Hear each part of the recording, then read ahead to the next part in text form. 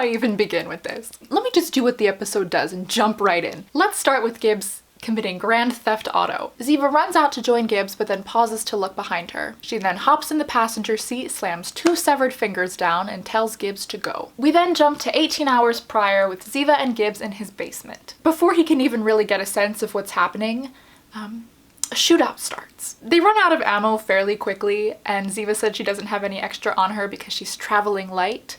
So they just make a bomb. As you do. We cut to Torres and McGee and Bishop enjoying a drink at the diner, and then we're reminded what a nightmare it must be to be Gibbs' neighbor. McGee gets a call saying there's been report of an incident at Gibbs' house, and they head on over. In the basement, they find not only one of the shooter's dead bodies, but also a coal tunnel that Gibbs has been using as an escape route all this time. I digress. Right next to the tunnel, they also find a torn piece of wool fabric that they know doesn't belong to Gibbs. Because he would never be that fashionable. Everyone can sense that Bishop knows something is up, but she won't give them any more information. We then go to Gibbs and Ziva, who are terrifyingly charging through the sewers, and Ziva tells Gibbs that a woman named Sahar wants her dead and is now after Gibbs as well, but she doesn't know why. Gibbs tries to get her to slow down, but she says she can't because the only way back to Tony and Tali is to kill Sahar. Like, oh, like it's really touching except for the murder part. Bishop goes to the office to search for Ziva's jacket, but ends up running into Odette the landlord instead. Bishop confronts her and gets her to admit that not only is Ziva alive, but the plot from Family First is essentially a lie. It turns out destroying Eli David's files was never the goal, and Ziva was the target the whole time. So she faked her death and spent the last few years deep undercover trying to figure out who was after her and protect her family. Bishop asks if Tony knows that Ziva is alive, and Odette says she can't answer that.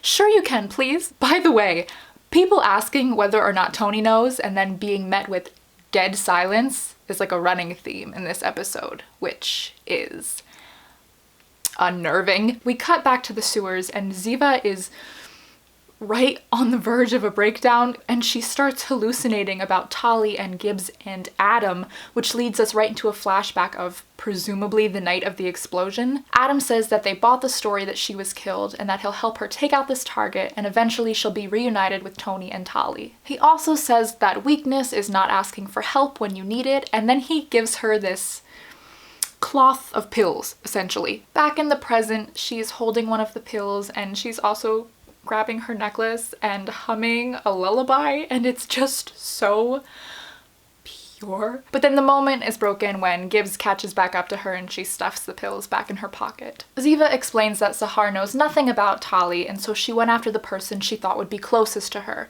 Enter Gibbs. He also then finds like a random loaded gun in the sewers, which is convenient. Ziva then says that they have to go catch a bus, but not just any bus, a special bus. Cruising on down Main Street, you're relaxed and feeling good. Meanwhile, McGee tracks Bishop down to Ziva's office and gets her to admit that Ziva's alive and that's who Gibbs is with. Back in the squad room, McGee is furious and doesn't want to speak to Bishop, so she has to chase him into the men's room. She gets him on board, catches him up, and says that they have to keep this between the two of them and like 11 other people. A very dirty, bloody, and disheveled Ziva and Gibbs get on their bus, and no one really seems to be bothered by it.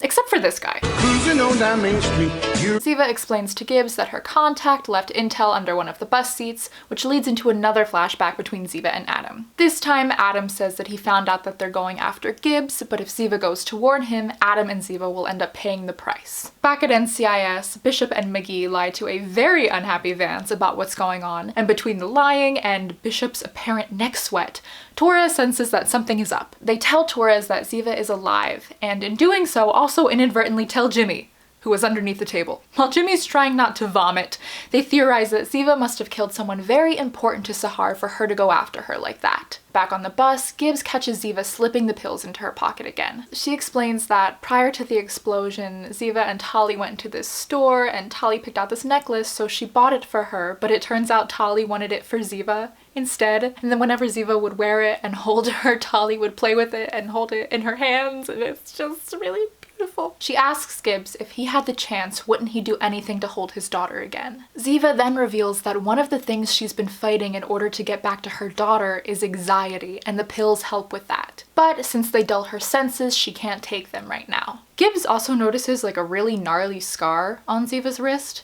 but before he can investigate it any further, Duck Dynasty stands up from his seat. They run over to the seat, and when she goes to retrieve the memory card from underneath, it's gone. They chase Duck Dynasty into an alleyway, and remember that gun from the sewers? Yeah, Gibbs kills him with it. Unfortunately, it's too late because he already sent the intel to Sahar and her people. Now they have to decrypt the location that was on the SD card before Sahar does. Gibbs wants to call McGee, and Ziva argues that he shouldn't, that he'll just end up in danger, but Gibbs ends up winning out. On the phone, McGee relays information that Bishop got from a source at NSA about Mira Sahar Assam, who was a POW in Syria that escaped a month before the David farmhouse explosion. Gibbs tells McGee to decrypt the location and then get back to them. And also there's a dead body in the alley, good luck. McGee then sends them the location of an office belonging to Mr. Rogers. They head over to the office where the men grab Ziva and Gibbs and confiscate Ziva's 5 knives. Just traveling light. Ziva then reveals her identity to Mr. Rogers, and he's like, oh my god, you're right, it is you. I don't know how he didn't notice all the other times he looked at her, but 47th time's the charm, I guess. He yanks off her necklace and wraps it around his fingers and has this whole monologue about it before he eventually reveals that the reason Sahar wants Ziva dead is because of Ari. He could apparently tell her a whole sob story about Ari Aswari, but first she has to pay for what she's done, reinforcing the fact that Ziva killing Ari is the worst kept secret at NCIS. Ziva's alive is gunning for second place. Before he can say anything else, he's shot through the window and another shootout begins. While the shootout's happening, Ziva runs over and tries to pry the necklace out of Mr. Rogers' cold, dead fingers. It's a terrible day in the neighborhood. Gibbs tosses her a knife and she just chops those fingers clean off. They then run outside to commit the carjacking, and we're brought back to where the episode began. As Gibbs is stealing the car, we see that McGee, Bishop, and Torres pull up. They're about to chase after them when Ziva locks eyes with McGee, shakes her head, and telepathically communicates to him to stand down. McGee is about to disregard her anyway when Bishop says that they should trust her. Palmer goes to Casey and she says she's uncovered the location where Sahar's men have been hiding, which is an old abandoned diner. She also accidentally reveals to the director that they spoke to Gibbs earlier, and now Jimmy has to single-handedly explain the entire situation. The alternative title to this episode is Jimmy Palmer Fights Off a Stroke. Meanwhile, Ziva and Gibbs are already at the diner where they're waiting for Ziva's associate. Gibbs tells Ziva that she can't kill Sahar because once she goes outside the law, she'll lose who she is. Ziva then argues that she can't risk bringing this danger back home to her family. Gibbs then brings back the conversation from the bus, saying that yes, he would do anything to get another minute with Kelly, but it's not worth it because she's gone. But Ziva says that Kelly wasn't the daughter she was talking about. It was her. Ziva says that she feels abandoned by Gibbs because he never came looking for her after they announced her death. We're then interrupted by Ziva's associate, who just so happens to be Odette. Ziva calls her O, by the way, which I can only imagine stands for, oh my god, she has a arsenal in her trunk. Back at NCIS, Vance is very much reprimanding the team for not telling him about the situation sooner. But apparently all McGee has to do to resolve the situation is to be like, hey, remember it's Ziva we're dealing with. And then Vance is like, oh my god, you're right, how could I forget? Sloane doesn't like this reasoning, by the way. I can't imagine why. We then cut to Sahar at the diner where she's cornered by Ziva and Gibbs. She then reveals that if they kill her, a US senator will be dead by morning. That's new. While Gibbs is arresting Sahar, Ziva's again really overwhelmed by these memories of Tali and Adam and Odette and Ari, and she just pulls the gun on Sahar anyway. Gibbs pushes the gun down and Ziva immediately pulls out a new one. It's like a Pez dispenser, like you pull one away, guess what's gonna happen? They're all staring each other down and we're left with a to be continued. And that is Out of the Darkness. Okay, this episode is surprisingly funny. Like, I was not expecting all the humor that was involved. But but I also kind of wasn't expecting it to be as dark as it was. That moment where there's a literal shootout happening and all Ziva can think to do is run over and desperately try to get that necklace out of the dead guy's hands. Every time I watch it, I find it a little bit hard to stomach.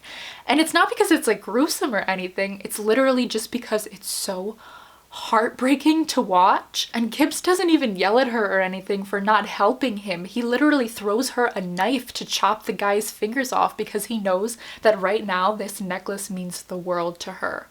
And it's you know, there are several moments that are incredibly heartbreaking, but for whatever reason that sequence is just like a little bit haunting to me. Anyway, I expected the necklace to have like an origin story, but I did not expect it to be so integral to the moments in this episode. I also think it's really sweet that Tali has her necklace, you know, that Tony gave her in Family First, and Ziva has Tali's necklace. Like, they have each other's necklaces, which just, oh my god. Also, on the bus, they were playing like the Tony Ziva theme, but I think it even might have been like a slightly different orchestration. I don't know.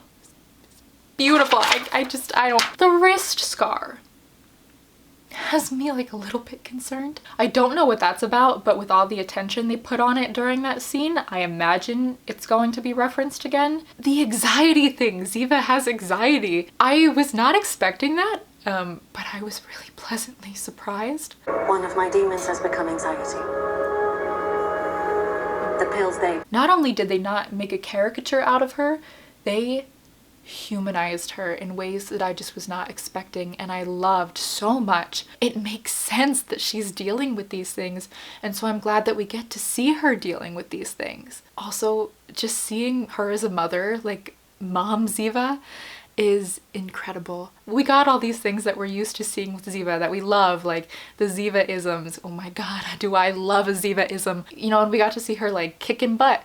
But we also got to see all these new layers of her, these like deep emotional layers, and I absolutely love it so much. This episode really took elements that I loved from other episodes like Recoil and Shiva and just made an entire episode out of exploring them further and then some. It also took elements from episodes that I don't love so much and kind of, I guess, handled them in a better way, handled the ideas in a better way. It explored them in a way that I think made her character grow, and I really enjoyed that. The moment where Ziva confronts Gibbs, my jaw just descended. Did he look for her at all? Has he still been looking for her? It reminds me a little bit of in Past, Present, Future, where Gibbs was telling Tony like maybe she doesn't want to be found and you should respect that.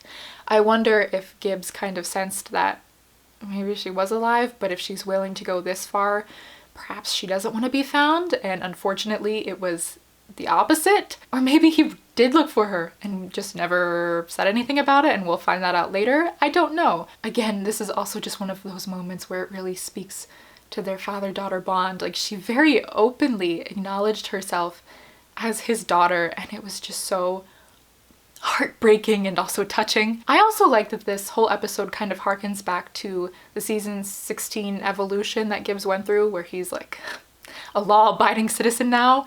I'm trying to think of like a classic, like iconic good cop, like to like, oh, he has like a blank mentality, but I don't know, he has a Paw Patrol mentality? I don't know. Whatever mentality he has, it's carried over. Another carryover that I thought was interesting, with the way they very vaguely presented this cloth full of pills, I think they kind of wanted to make you think Ziva maybe had a drug problem. I think it was fair that Gibbs was questioning that with what he just went through with Emily. And I don't think they're going in that same direction with this, but I thought it was kind of an interesting callback to something they just dealt with in the finale. And again, I think it's very fair that Gibbs would be curious about that. What is the Adam situation? Let's talk about Adam for a moment. Something about that second flashback with Adam rubs me the wrong way a little bit, especially when you follow it up with Gibbs asking if they can trust this contact and Ziva says, I don't want to talk about this contact. Makes me wonder what happened after that flashback ended. First of all, is Adam dead? Or will he be dead? Because he does say that he'll have to pay the price. Like, was that too much for him? Did he tap out? Is he still working on her side? I would hope so, because she trusts like 4 people. Something about the vibe between her and Adam raised my eyebrows, I guess. It's like it's doing now. I know at one point it looked like they maybe might just start making out with each other. When she was like blocking the door and all of a sudden he was like, hey. With as frequently as they mentioned her going back to Tony and Tali, I think it would be a little bit weird if she's like, but can I bring my boyfriend Adam with me? Maybe I'm like trying to like will against its existence, but I just don't get that vibe. Speaking of Tony, I was not expecting the references to Tony and Tali as frequently, as early, or as passionately as we got them. Tonight, Tali. Which, don't get me wrong, I loved. I just was like, taken a little bit aback. Does Tony know? Just based off of what we know about Tony's character and the lengths we've seen him go to hunt down Ziva, I feel like either he hunted her down and found out that she was alive on his own, or she told him specifically so that he wouldn't hunt her down and risk their daughter. I don't know if he knows literally anything beyond that, but I feel like he knows she's alive. Could he return? I feel like with how often they referenced him, I would not be surprised. I probably would still be surprised. I'd scream a little bit. I don't think it's impossible for Tony to return. Again, scheduling might be an issue. I just feel like they've really opened that door, and it might just be a door for Ziva to say, okay, you guys, I'm heading home to Tony and Tali. Thanks. Or it could be a door to Tony walking in. God, I would love, love, love to see him and Tali return in the flesh. I'm still really crossing my fingers for that. We did get Tali audio in this, which I was certainly not expecting. Like new Tali audio. That being said, I would love for both Tony and Tali to make a physical appearance, even if it's for like 2 minutes. I would love it. I don't know if that's even something they would consider doing this arc or something they would hold off for the next 2 episodes. I really have no inclination of where this next episode is going to end, but we'll talk about that in a little bit. Let's talk about Sahar for a minute. Prior to this episode, there wasn't really a theory I was leaning to more than another, but after this, I'm kind of leaning towards the one where she might be Ari's daughter, maybe? If there's one thing the David family loves, it's a secret child. Just based on some things in the episode, like Torres saying that Ziva must have killed someone really close to Sahar, and that there's a whole like tear-jerking story about Ari that Mr. Rogers could have told. The worst episode of Mr. Rogers, hello. I think within this arc that is very, very deeply rooted in parent-child relationships and the lengths that people will go to because of those relationships, I would not be surprised if that's the direction that they went. There's also the question of, is Sahar the one behind it? I mean, Ziva already thinks that, you know, she's the one. I mean, she could be wrong. There could be someone even bigger pulling the strings. And again, maybe that brings us into the plot in the next episode or beyond, and we just don't know it yet. There's also the thing about the US senator, which God only knows what I'm supposed to think about that. I'm very unsure of where this episode 2 plot is headed because it feels very different than the first plot. About this Trent Court thing. Trent Court was killed with the mentality that he killed Ziva to get Eli David's files. How is Trent Court involved in this? Is he involved in this? Or are we just like erasing that whole thing? Let's talk about the real star of this episode, Odette. I want to know who she really is and how her and Ziva met and how long she's been working with Ziva, because as Bishop literally says, landlord seems to be the least interesting thing on her resume. Another thing that Odette says that was interesting is that she said she didn't expect Bishop to be here on a work morning. How often does Bishop come here that Odette's like, you aren't following schedule? I also wonder how much of that has been relayed to Ziva. I imagine most, if not all of it. It looks like Bishop and Ziva have at least one moment together, so I'm wondering if that will come up. I love Bishop and Ziva's relationship. Bishop very clearly respects and admires Ziva, and I would imagine that with how she's kept her secret, Ziva has, you know, similar positive feelings to Bishop. I just feel like Bishop has been in Ziva's corner this whole time, and I hope and imagine that Ziva would do the same.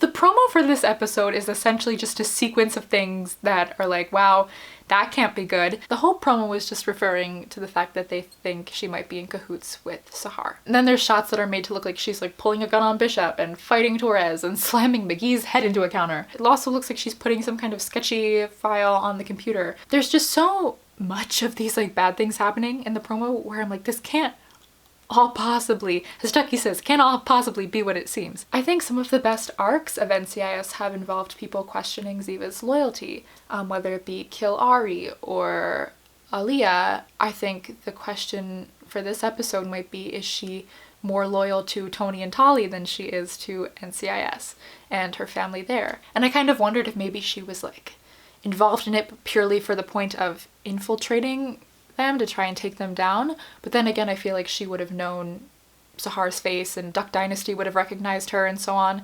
So I don't think that's quite it. And I also don't think she's genuinely a part of it. So I'm wondering if maybe she's framed, if she's being set up. I also think it would be interesting after this whole episode where she's like, you don't know me, for her to be like, wait, you guys, I wouldn't do this, like, you know me. And also questioning how much of a toll things have taken on her mentality. I think that's going to be really interesting to discuss. I'm so excited to see her converse with the team and interact with them. I'm a little curious to see why she's like WWE SmackDown with McGee, but maybe he's just like, I bet you can't still do that face slam thing. And she's like, you want to bet? There's a moment in the office that I'm very curious about because we have a shot of Ziva like packing up from her desk, and we also have a shot somewhere completely different in the promo where Gibbs is saying, it's either you lied to me or she lied to me. And I think it's she lied to me. If it's she, it could be referring to Bishop lying that she didn't know Ziva was alive, or something else that happens within the context of the episode.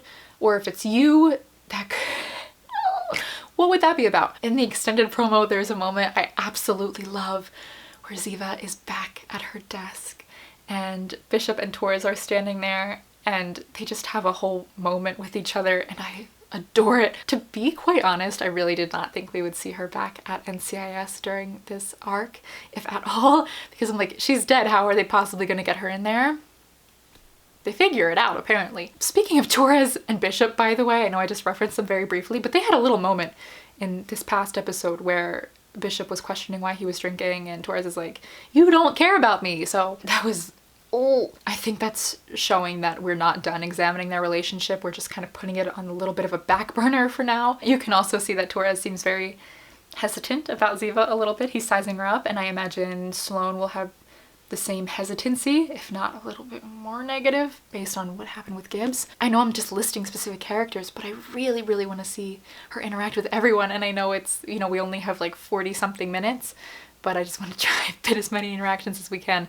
Again, McGee, Jimmy Palmer, would love to see those so much. And of course, there's the question of where do we go from here? I don't want to leave it completely resolved, but certainly in a place where it looks like we're heading towards a resolution. Or maybe there is some way to put a nice little bow on this arc, and then her next arc is about something very different. You know, will this episode end up with Tony and Tali walking in and they go home to start their lives up again? Or will it end with Ziva going back into hiding and she's like, well, I guess I'm not done. I'm so nervous to see where we leave this story. And at this point, I really have no idea what's gonna bring her back later in the season. I hope it's not like her parole hearing. I know this might be too much to ask, but I would love if it ends on a relatively happy note. And I don't know if I'm gonna venture as far as to say she is back with her family yet. I would love some inclination that we're heading in that direction. I just want her to feel some sort of joy. I don't think it's that much to ask. I believe that's it for now. Who do you think Sahar is? What do you think her connection is? How do you think the whole family first plot line is like affected by this? Do you think Tony knows? What do you think happened with Adam? Where will the next episode take us? Please let me know your thoughts. I believe that's it for now, and I will see you guys for the recap and review of Into the Light. This episode just like has me speechless. By speechless, I mean I've been talking for I think about 2 hours, so there's that.